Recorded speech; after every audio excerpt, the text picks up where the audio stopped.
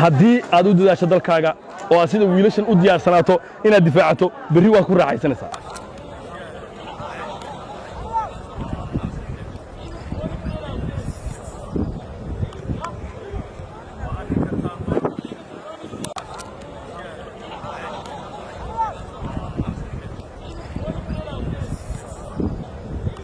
waqtigan waxay ka qayb qaadanayaan horumarka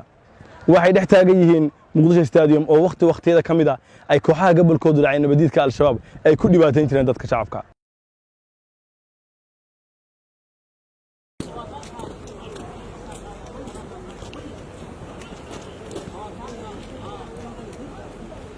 warbixin gooni oo aan idinka diyaari doono tuulada ciyaaraha waa hore say ahayd iyo haatan ba sida ay